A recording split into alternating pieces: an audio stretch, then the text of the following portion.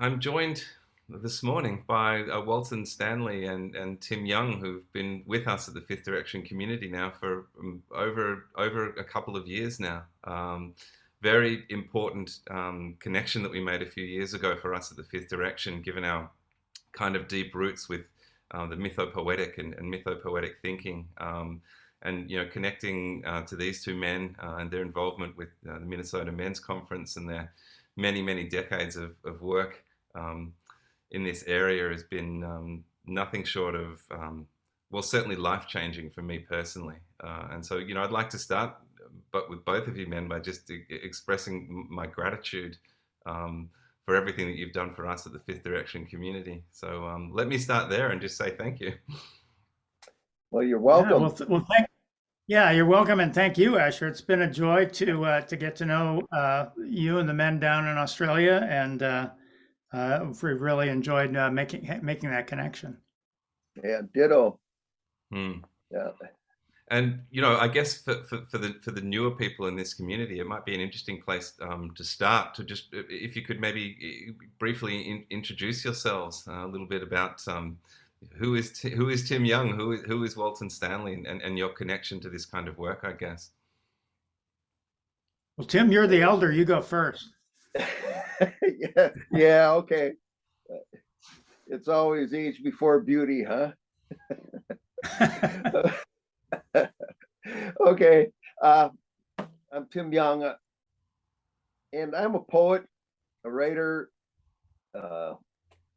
I was into poetry and performance poetry before I started with the men's work back, well, 40 years ago, actually, now.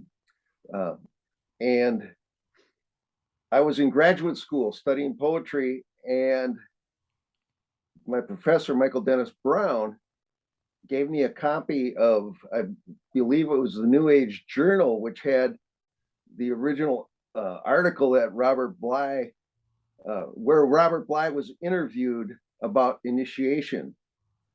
And that month, Robert gave a talk in Minneapolis. And it's the first time I heard Iron John. It's the first time I was exposed to this incredible future that I've had since then. And I believe Walton was in that in the room at the same time with he was in a men's group. I was coming out of a graduate seminar that was featuring feminist poetry, where I was the only male student. So it was a great joy to come into a room with a great male poet and all these other men and feel that energy. It was the same energy that I felt from the strong feminist poets, but it had a masculine tone. And it was a joy to be there, and I've never gotten over it. So personally, I've been married twice. I have a son, grandchildren, stepson, stepdaughter, step-grandchildren, and they have given me a full life. Oh, that's beautiful, Tim. And for those listening, there's an opportunity to read plenty of Tim's poetry in the resources in our community. So I'd strongly suggest you check it out. And Walton, you're in the room, so maybe that's a good place to start for you.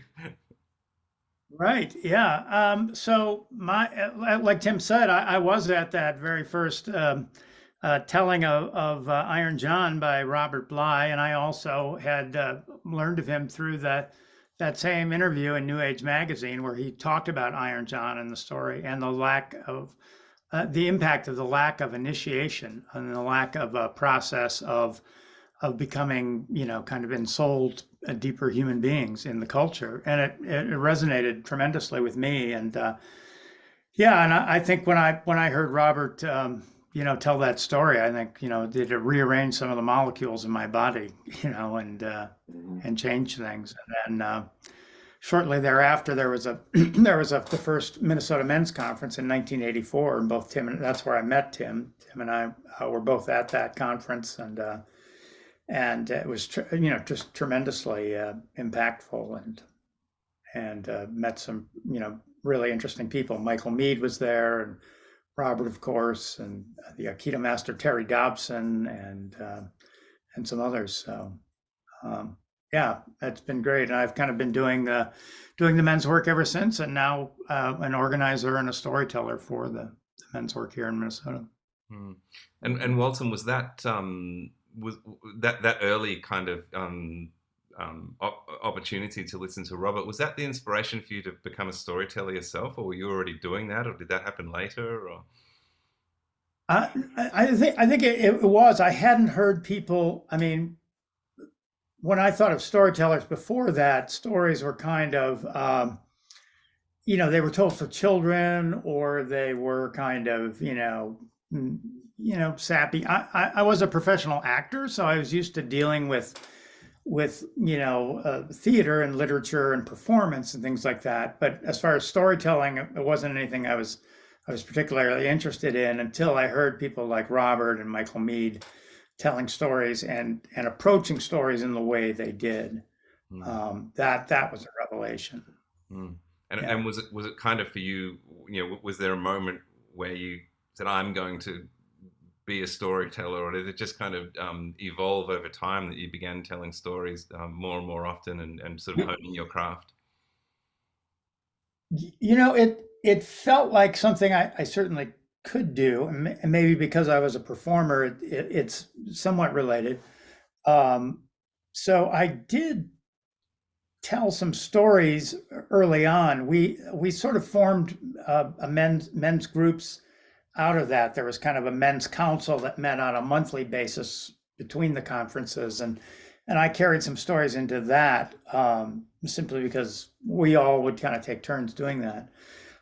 So I'd told stories on and off during over the years, and then I think it was 2012 or something like that. We started doing conferences in the winter, and we needed a storyteller, so I stepped into it. So yeah.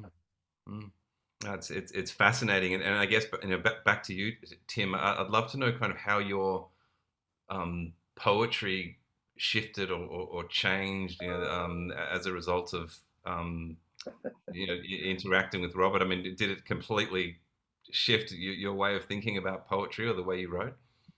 Actually, it pushed it forward, but there wasn't a dramatic shift, because I had been a street poet, doing political performances with poetry and musicians. And of course, that was one of Robert's strong points, is the way he would present his poetry. But Robert, since he was a farmer growing up, and he still lived on a farm, he lived out in the country. He was a tall, physical man. It reaffirmed myself, for myself, that you could be that kind of man and still be a poet. Up until I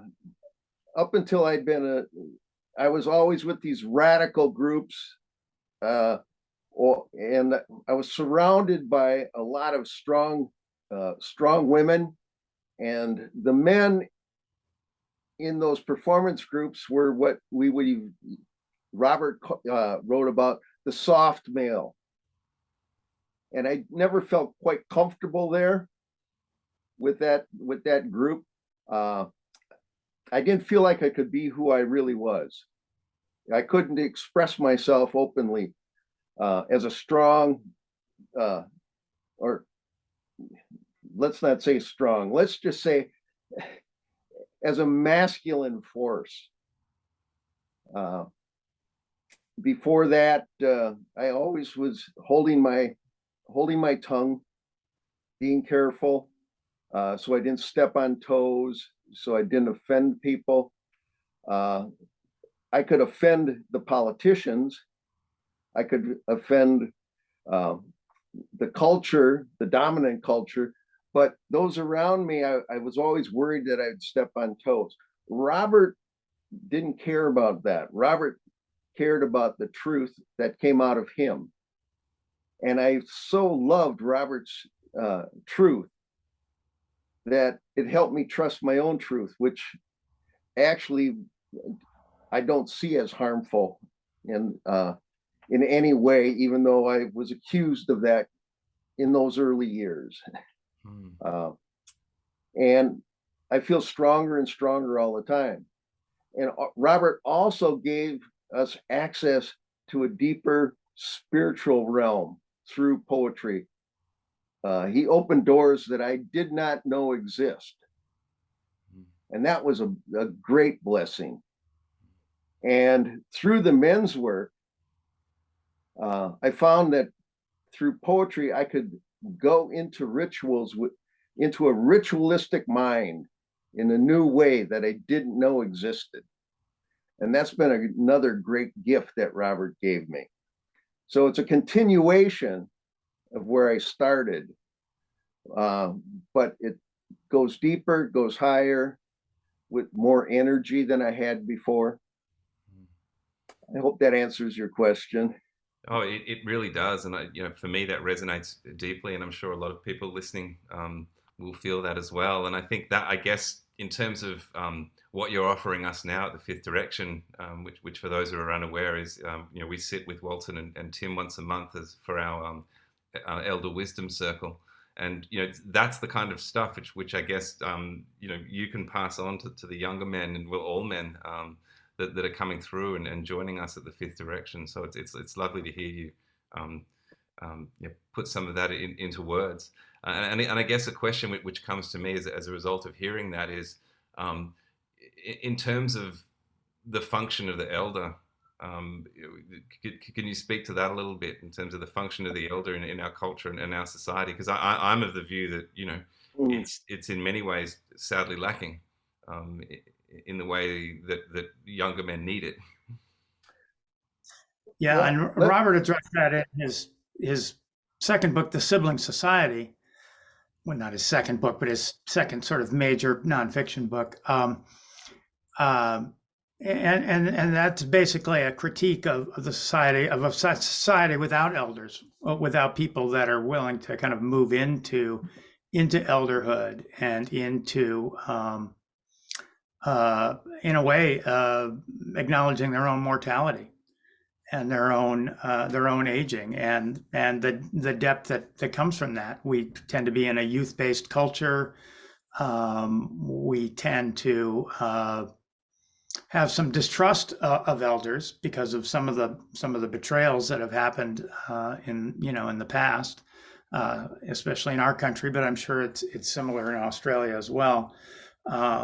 So that book I think is a really interesting and very little read. It was not a successful book, but I think it's really an important book, and read with Iron John, it really, I think, makes the case for having grounded elders in some kind of position there to kind of hold that connection in a way, and then a connection to the ancestral, which is kind of the next level of elderhood.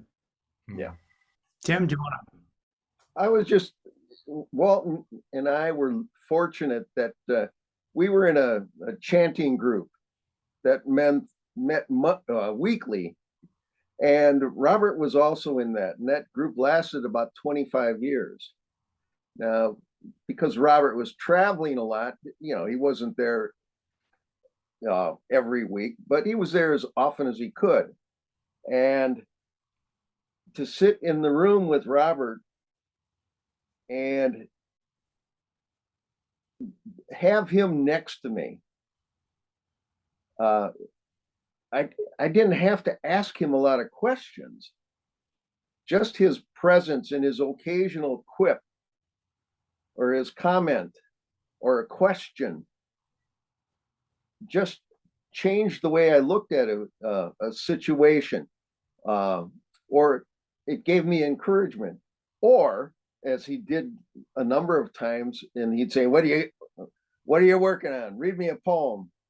And then he'd go, that's the worst poem I ever heard, and then he'd tell me why, And of course, that was his way of cutting through whatever ego got in the way. And I had to learn how to take those hits. It's something that being in the presence of an older man who's on the same path that I wanted to be on, it was an incredible blessing, an incredible gift from him to all of us. And I think we gave him a gift. One of the reasons I remember he said, well, my friends are all saying I shouldn't be writing about men if I'm not in a men's group. So let's start a singing group. And so that's how and it lasted 25 years. Yeah, that's that's amazing. And a few things are coming up for me when I hear you say that, Tim. And firstly, that elderhood is sometimes just an energetic function. Yep. No words need to be spoken. It's simply Right. just the deep presence and the bearing witness to the younger man and seeing him, which I find fascinating. I think that's right. And I think there's men have, I've heard it said that men have a shoulder to shoulder intimacy. Yeah. So women always talk about, women will sit this close and talk for hours and things like that. Men will, hang, chop wood together or, haul gravel or go fishing or whatever it is. But it's a shoulder to shoulder intimacy. And a lot of times there isn't necessarily, sometimes there's talking, but a lot of times there may not be. It's actually kind of a bodily thing. And when men are face to face, it's often confrontational. Your enemy's the guy that's facing you, right? Not your ally's the guy on your shoulder. So yeah, I like that. I like that, Walton. And I think a good example of that is a story you told, probably way back now, about the fire on the mountain story, Yeah. which I Right. think Oh, there's yeah. a lot of the elements in it that we're speaking about now. So if men are listening, go and hunt that one down in the resources, because I think it does speak to all of that, doesn't it? Yeah. Yeah. Mm. No, that's an excellent story about elderhood, really, and about what the function of elderhood and what it means. Yeah, no, absolutely. And I think the other thing I picked up from what Tim was saying earlier is this idea that it's kind of a two-way blessing, isn't it? It's the elder is essentially blessing the younger man, but also the younger man is essentially blessing the elder by their acknowledgement and by their sitting at their feet in a way. I think that's right, and or standing at their shoulder. As equals, or I think that's true, and I think we've been blessed. Over the years, Robert Bly hasn't been active in the men's work for a long time. Robert obviously passed away a little over a year ago, but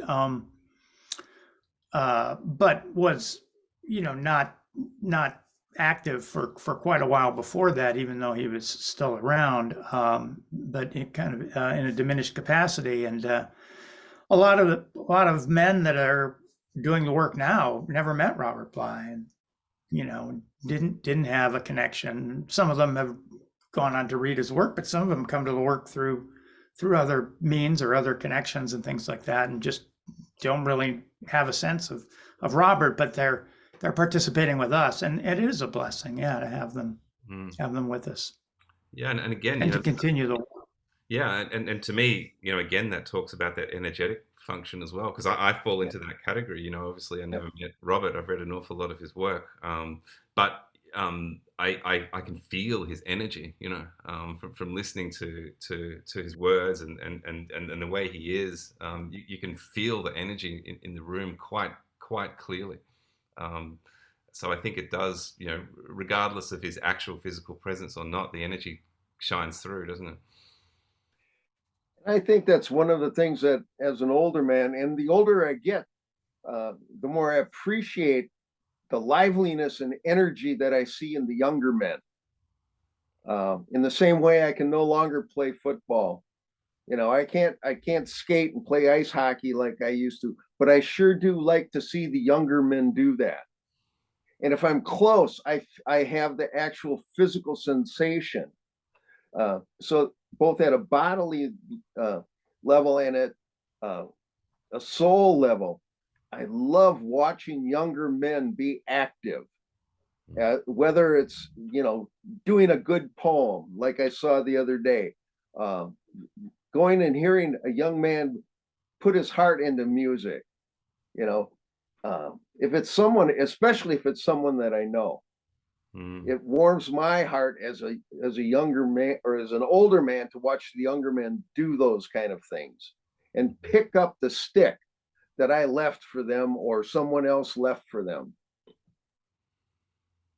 Yeah, I think that's right. Oh, I was just going to say, I think that's right. And I think in a way, Robert was kind of picking up a stick from his teacher, Joseph Campbell. Right. And James Hillman, who was at our conferences, was picking up the stick from Carl Jung. So even though I never met Campbell and certainly not Jung, they're sort of grandfathers of the work for us. Yeah. Yeah, that makes a lot. Tim.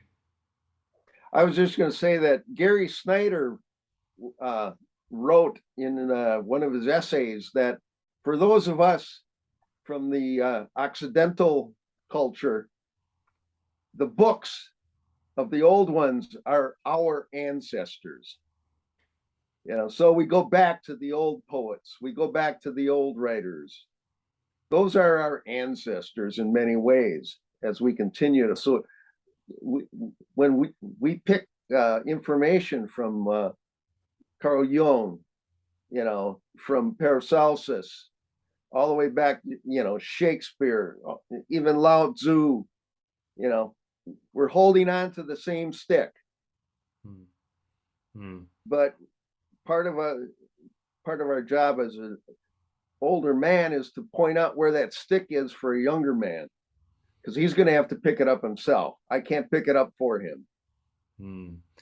Yeah, I see a lot of those ancient writers as mentors. I see them as mentors, even though I've never met them and wasn't even born before they passed away. Like men like Rilke and so forth. Like for me, those are those men are lighthouses for me. So I find that really interesting, and that again, that's another, I believe, another of the functions that you're bringing to the circles, because you're introducing those men to those ancient men as well, and bringing their works in and reciting their poetry and speaking their words and bringing them alive for these younger men, which I think is another beautiful function of the process of the circle. And the other thing I guess that's coming up for me is I actually see a lot of hope too. I look around in the grid. We're on Zoom at the age of the men that are coming through, and I see young men there. And for me, when I was in my early 20s, I don't think you'd find me, sitting around with a bunch of grey hairs and listening to poetry and stories. I'd probably be somewhere else getting up to some kind of mischief. And it heartens me to see that younger men are catching on to this work earlier and earlier, and willing to be disciplined with it at a younger age. Yeah. One of the that's absolutely right.